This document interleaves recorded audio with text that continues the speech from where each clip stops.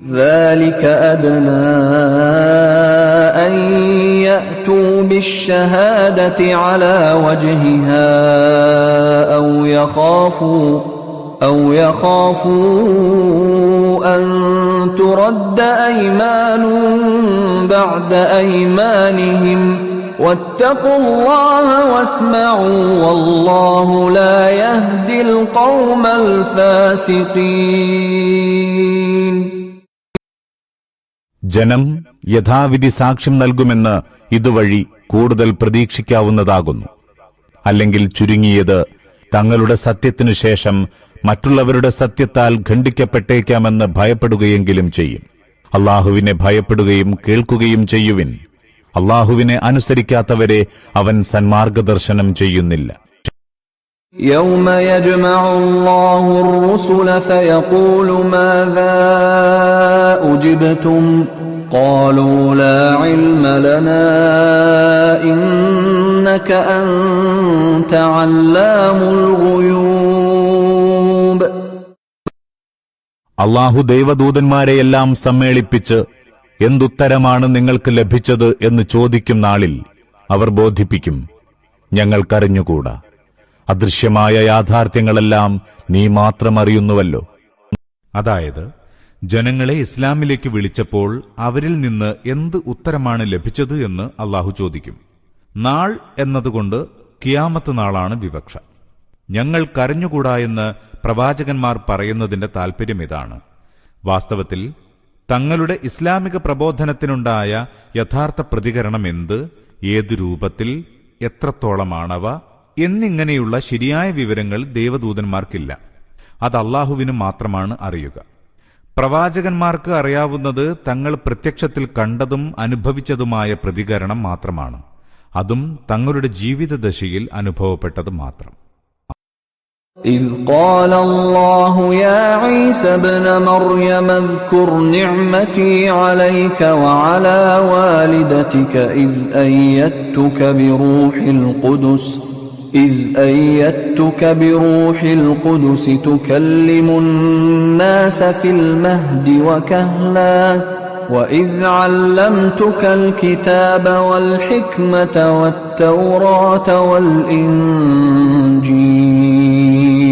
وإذ تخلق من الطين كهيئة الطير بإذني فتنفخ فيها فتكون طيرا بإذني وتبرئ الأكمه والأبرص بإذني وإذ تخرج الموتى بإذني وإذ كففت بني إسرائيل عنك إذ جئتهم بالبينات فقال الذين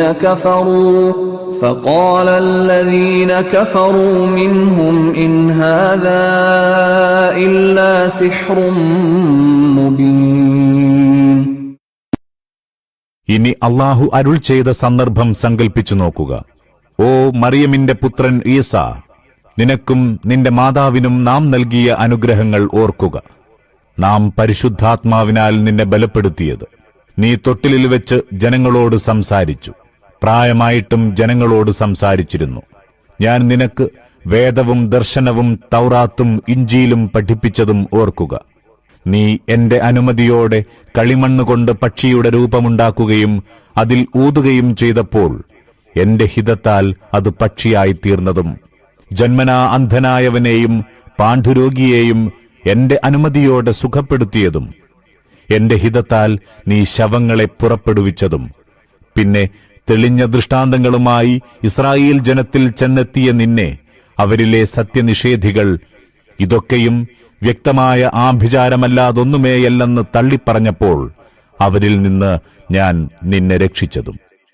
ആദ്യം പറഞ്ഞ ചോദ്യം എല്ലാ ദൂതന്മാരോടും പൊതുവിലുള്ളതാകുന്നു. അനന്തരം ഓരോ ദൂതനോടും വെവ്വേറെ ചോദ്യം നടക്കുന്നതും അവരെക്കൊണ്ട് സാക്ഷി പറയിക്കുന്നതുമായിരിക്കും. ഈ സംഗതി വിശുദ്ധ ഖുർആനിൽ പലയിടത്തും വ്യക്തമാക്കപ്പെട്ടിട്ടുണ്ട്. അക്കൂട്ടത്തിൽ ഈസാ നബി അലൈഹിസ്സലാമുമായി നടക്കുന്ന സംഭാഷണം പ്രത്യേകം ഉദ്ധരിക്കുകയാണിവിടെ. ശവങ്ങളെ പുറപ്പെടുവിക്കുക എന്നാൽ മൃതജഡങ്ങൾ പുറത്തെടുത്ത് ജീവിപ്പിക്കുക എന്നാണ് അർത്ഥം. وَإِذْ أَوْحَيْتُ إِلَى الْحَوَارِيِّينَ أَنْ آمِنُوا بِي وَبِرَسُولِي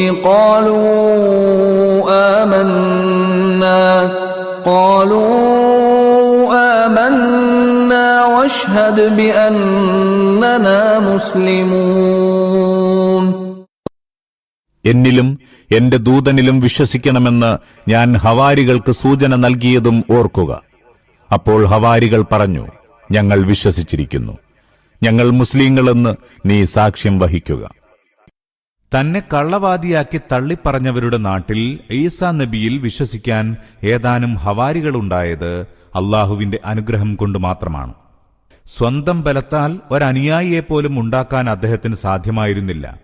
അതാണ് ഈ സൂക്തം അനുഗ്രഹങ്ങൾ എണ്ണിയ കൂട്ടത്തിൽ ഇത് പ്രത്യേകം എടുത്തു പറഞ്ഞത്. കൂടാതെ മറ്റൊരു കാര്യവും കൂടി ഇവിടെ ഉണർത്തിയിരിക്കുന്നു. ഹവാരികൾ ക്രൈസ്തവത സ്വീകരിച്ചില്ല. അവരുടെ യഥാർത്ഥ മതം ഇസ്ലാമായിരുന്നു. إذ قال الحواريون يا عيسى ابن مريم هل يستطيع ربك أن ينزل علينا مائدة من السماء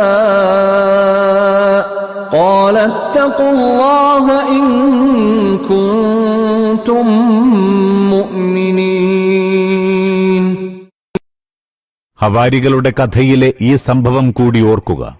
എന്തെന്നാൽ ഹവാരികൾ പറഞ്ഞു, ഓ ഈസാ, വിണ്ണിൽ നിന്ന് ഞങ്ങൾക്കൊരു ഭക്ഷണത്തളിക ഇറക്കിത്തരാൻ നിന്റെ നാഥന് കഴിയുമോ? അപ്പോൾ ഈസാ പറഞ്ഞു, നിങ്ങൾ വിശ്വാസികളെങ്കിൽ അള്ളാഹുവിനെ ഭയപ്പെടുവിൻ. ഹവാരികളെ പരാമർശിച്ചപ്പോൾ അവരെ സംബന്ധിക്കുന്ന ഒരു സംഭവം അനുസ്മരിക്കുകയാണ്. അതാണ് ഭക്ഷണത്തളികയുടെ കഥ. ഒരു സംഗതി ഇതിൽ നിന്ന് നല്ലപോലെ വ്യക്തമാവുന്നുണ്ട്. മസീഹിൽ നിന്ന് നേരിട്ട് ശിക്ഷണം ലഭിച്ച ശിഷ്യന്മാർക്ക് അദ്ദേഹം കേവലമൊരു മനുഷ്യനും ദൈവത്തിന്റെ ദാസനുമാണെന്ന കാര്യത്തിൽ പരിപൂർണ വിശ്വാസമായിരുന്നു. തങ്ങളുടെ ഗുരുവിനെ സംബന്ധിച്ചിടത്തോളം ദൈവമെന്നോ ദൈവതുല്യനെന്നോ ദൈവപുത്രനെന്നോ ഉള്ള വിഭാവന ഒട്ടും അവർക്കുണ്ടായിരുന്നില്ല. ദൈവത്തിന്റെ കേവലം ഒരടിമ എന്ന നിലയ്ക്കാണ് മസീഹ് അദ്ദേഹത്തെ അവതരിപ്പിച്ചിട്ടുള്ളത്. ക്രിസ്ത്യാനികൾ പാഠം പഠിക്കാനും നേർവഴി നടക്കാനും വേണ്ടിയത്രേ ഖിയാമത്തുനാളിൽ നടക്കാൻ പോകുന്ന സംഭാഷണം ഇവിടെ പ്രതിപാദിച്ചത്. കൂട്ടത്തിൽ ഈസാ നബിയുടെ ശിഷ്യന്മാരായ ഹവാരികളുടെ സംഭവം പരാമർശിച്ചതിൽ അസാംഗത്യമൊന്നുമില്ല.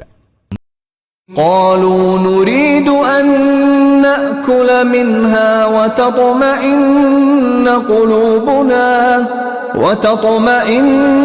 قلوبنا ونعلم أن قد صدقتنا ونكون عليها من الشاهدين. അവർ പറഞ്ഞു, ആ തളികയിൽ നിന്ന് ഭുജിക്കാനും അങ്ങനെ ഞങ്ങളുടെ ഹൃദയം സംതൃപ്തമാകാനും താങ്കൾ ഞങ്ങളോട് പറഞ്ഞത് സത്യമെന്ന് ദൃഢബോധ്യമാകാനും അതിന് നേരിട്ട് സാക്ഷികളാകാനും ആശിക്കുകയാണ് ഞങ്ങൾ. قال عيسى ابن مريم اللهم ربنا أنزل علينا مائدة من السماء تكون لنا عيدا لأولنا وآخرنا وآية منك وارزقنا وأنت خير الرازقين. അപ്പോൾ മറിയമിന്റെ പുത്രൻ ഈസാ പ്രാർത്ഥിച്ചു, ഞങ്ങളുടെ നാഥനായ ദൈവമേ, വിണ്ണിൽ നിന്ന് ഞങ്ങൾക്കൊരു ഭക്ഷണത്തളിക ഇറക്കിത്തരേണമേ. അത് ഞങ്ങളുടെ ആദിമർക്കും അന്തിമർക്കും ഒരു ആഘോഷവും നിന്നിൽ നിന്നുള്ള ഒരു ദൃഷ്ടാന്തവുമാകട്ടെ. ഞങ്ങൾക്ക് നീ അന്നം നൽകണമേ. അന്നദാതാക്കളിൽ അത്യുത്തമൻ നീയല്ലോ. قال الله إني منزلها عليكم فمن يكفر بعد منكم فإني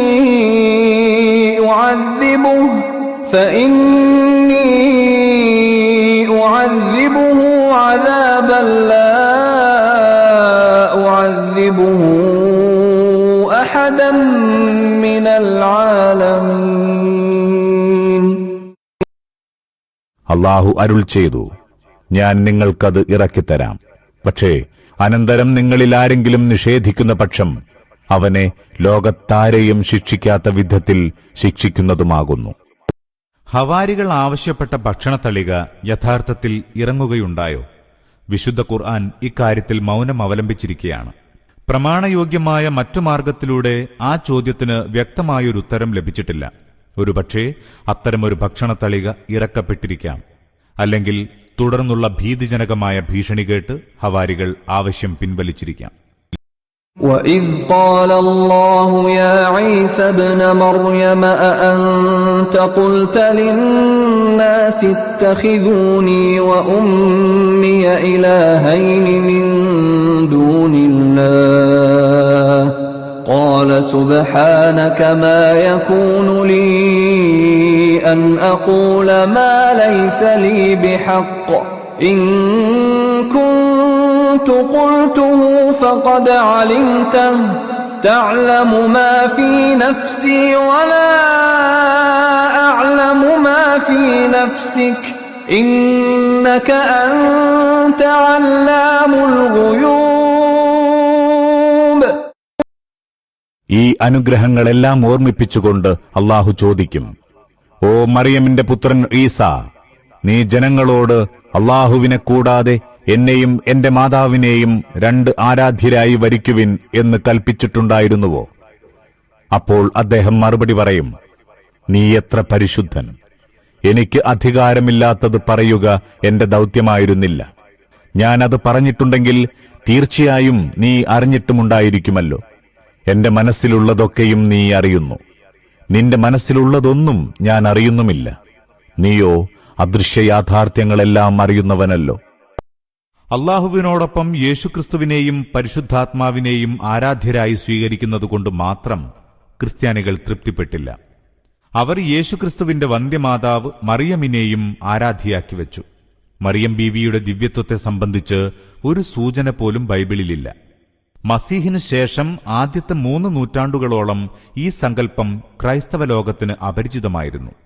ക്രിസ്തുബ്ദം 3-ാം ശതകത്തിന്റെ അന്തിമഘട്ടത്തിൽ അലക്സാണ്ട്രിയയിലെ ചില മതപണ്ഡിതന്മാരാണ് മറിയമിനെ ദൈവമാതാവ് എന്ന് വിളിക്കാൻ തുടങ്ങിയത്. അനന്തരം ക്രൈസ്തവ സമുദായത്തിൽ മറിയത്തിന്റെ ദിവ്യത്വത്തെ സംബന്ധിച്ച് വിശ്വാസവും മറിയം പൂജയും മെല്ലെ മെല്ലെ പ്രചരിച്ചു. എന്നാൽ ആദ്യമാദ്യം അത് അംഗീകരിച്ചു കൊടുക്കാൻ ക്രൈസ്തവ സഭ ഒരുക്കമുണ്ടായിരുന്നില്ല. മാത്രമല്ല, മറിയം പൂജകരെ പിഴച്ച വിശ്വാസികളായി പ്രഖ്യാപിക്കുകയും ചെയ്തിരുന്നു.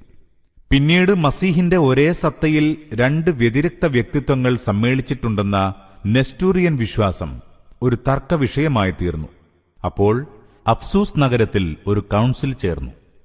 ഈ കൗൺസിലാണ് ക്രൈസ്തവ സഭയുടെ ഔപചാരിക ഭാഷയിൽ ആദ്യമായി മറിയമിനെ ദൈവമാതാവ് എന്ന് വിളിച്ചത്. സഭയ്ക്ക് പുറത്ത് മുമ്പേ പ്രചരിച്ചുവന്ന മറിയം പൂജ അതോടെ സഭയ്ക്കകത്തും അതിവേഗം വ്യാപിച്ചു. അങ്ങനെ ഖുർആനിന്റെ അവതരണകാലത്തോടടുത്ത് പിതാവ്, പുത്രൻ, പരിശുദ്ധാത്മാവ് എന്നീ 3 മൂർത്തികളും മറിയമിന്റെ മുമ്പിൽ നിസ്സാരങ്ങളായി. അങ്ങനെ മേരി ദേവി വളർന്നു. മറിയമിന്റെ പ്രതിമ ചർച്ചുകളിൽ പ്രതിഷ്ഠിക്കപ്പെട്ടു. അവരുടെ മുമ്പാകെ നാനാവിധമായ ആരാധനാ ചടങ്ങുകൾ അനുഷ്ഠിക്കപ്പെടുകയും പ്രാർത്ഥിക്കപ്പെടുകയും ചെയ്തു തുടങ്ങി. ജനങ്ങളുടെ ആശകളും ആവശ്യങ്ങളും സാധിച്ചു കൊടുക്കുന്ന താങ്ങും തണലുമെല്ലാം അവരായി. ഒരു ക്രൈസ്തവദാസന് വല്ല ആശ്രയ കേന്ദ്രവുമുണ്ടെങ്കിൽ അത് ദൈവമാതാവിന്റെ അനുഗ്രഹാശിസായി തീർന്നു. സീസർ ജസ്റ്റിനിൽ തന്റെ നിയമപുസ്തകത്തിന്റെ ആമുഖത്തിൽ മറിയത്തെയാണ് രാഷ്ട്രത്തിന്റെ സംരക്ഷകയും സഹായകയുമാക്കി വെച്ചത്. അയാളുടെ പ്രസിദ്ധ ജനറലായ നർസീസ് യുദ്ധരംഗത്ത് വെച്ച് മറിയമിനോട് മാർഗനിർദ്ദേശം ആവശ്യപ്പെട്ടിരുന്നു. നബി തിരുമേനിയുടെ സമകാലികനായ ഹിറാക്ലിയസ് അദ്ദേഹത്തിന്റെ പതാകയിൽ ദൈവമാതാവിന്റെ ചിത്രം പതിച്ചിരുന്നു. ആ ചിത്രത്തിന്റെ അനുഗ്രഹം കൊണ്ട് തന്റെ പതാക ഒരിക്കലും താഴുകയില്ലെന്നായിരുന്നു അയാളുടെ വിശ്വാസം. ശേഷമുള്ള നൂറ്റാണ്ടുകളിൽ പരിഷ്കരണ പ്രസ്ഥാനത്തിന്റെ സ്വാധീന ശക്തിയിൽ മേരി പൂജയ്ക്കെതിരിൽ പ്രൊട്ടസ്റ്റന്റുകാർ ശക്തിയായി ശബ്ദമുയർത്തി. എങ്കിലും റോമൻ കത്തോലിക്കൻ സഭ ഇന്നും പഴയ നിലപാടിൽ ഉറച്ചു നിൽക്കുകയാണ്. ذلك أدنى